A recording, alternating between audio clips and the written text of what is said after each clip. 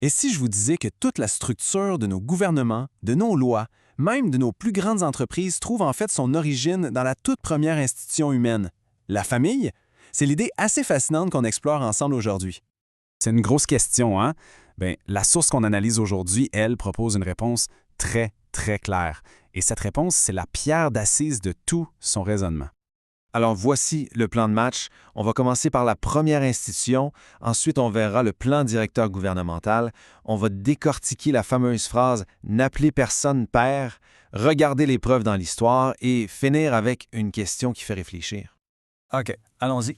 Pour bien comprendre l'argument qui s'en vient, il faut d'abord voir comment la source place la famille bien au-dessus de toutes les autres structures de la société. Selon la documentation qu'on étudie, ce n'est pas compliqué. Il n'y a que deux institutions qui ne sont pas des inventions humaines, la nature et la famille. Elles auraient donc une origine divine, ce qui les met, disons, dans une catégorie complètement à part.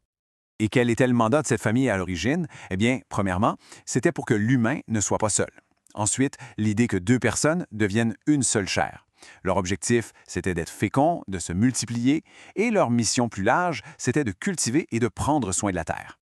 Bon, c'est ici qu'on arrive au cœur de l'analyse, le lien direct, quasi architectural entre cette institution de la famille et la structure de tous les gouvernements qui ont existé depuis. L'idée maîtresse, la voici. Que ce soit consciemment ou non, toutes nos sociétés, nos systèmes de loi, nos gouvernements, tout ça serait en fait calqué sur le modèle original de la famille. C'est le plan directeur. Pour bien comprendre le parallèle, il faut s'arrêter sur un mot, corporation. Oubliez la business pour une seconde. Selon la source, la définition est beaucoup plus large que ça. Et regardez bien cette comparaison, c'est assez frappant. D'un côté, la famille, deux personnes ou plus, un but commun, agissant comme une seule chair sous l'autorité de Dieu. De l'autre, une corporation, deux personnes ou plus, un but, agissant comme une seule personne morale sous une autorité préexistante. La structure est identique. Donc, si on suit cette logique, devenir citoyen d'un pays, c'est un peu comme se joindre à une nouvelle famille. On accepte une nouvelle autorité, on s'intègre à un nouveau groupe qui agit comme un seul corps. Maintenant, on va voir comment cette idée se reflète dans une phrase que bien des gens connaissent, mais qui, selon la source, est souvent comprise uniquement d'un point de vue spirituel, en oubliant son énorme impact politique. N'appelez personne sur la terre votre père. On a probablement tous déjà entendu ça. Mais la source nous dit, attendez une minute, pour comprendre ça, il faut savoir ce que le mot père voulait dire à l'époque, politiquement parlant. Il faut vraiment se mettre dans la peau des gens qui ont entendu ces paroles pour la première fois. Pour eux, dans l'Empire romain, le mot « père » avait une résonance politique hyper puissante. Premier indice, les sénateurs à Rome, ceux qui faisaient les lois, on les appelait les patries. Ça veut dire quoi? Les pères de la nation. C'étaient les figures paternelles officielles de l'État. Et au-dessus des sénateurs, il y avait qui? César. Son titre à lui, c'était Patronis. En gros, notre père qui est à Rome. Il était la figure paternelle suprême, le père de tous les pères politiques. Alors, quand on remet tout ça en contexte, la phrase « N'appelez personne sur la terre votre père », ça devient carrément une déclaration politique explosive. C'est un refus direct de reconnaître l'autorité paternelle des sénateurs et de César, au profit d'une autorité plus haute.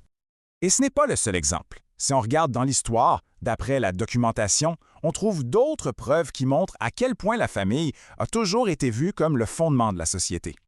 Prenez le droit romain, la base de tant de nos systèmes juridiques. Il était entièrement construit sur les lois de la famille. Des concepts comme la potestas, le pouvoir du père, et l'imperium, le pouvoir de protéger la famille, ont été étendus pour définir le pouvoir de l'État lui-même. Et c'était pas juste à Rome. Bien avant, à Sumer ou à Babylone, la famille était déjà vue comme sacrée.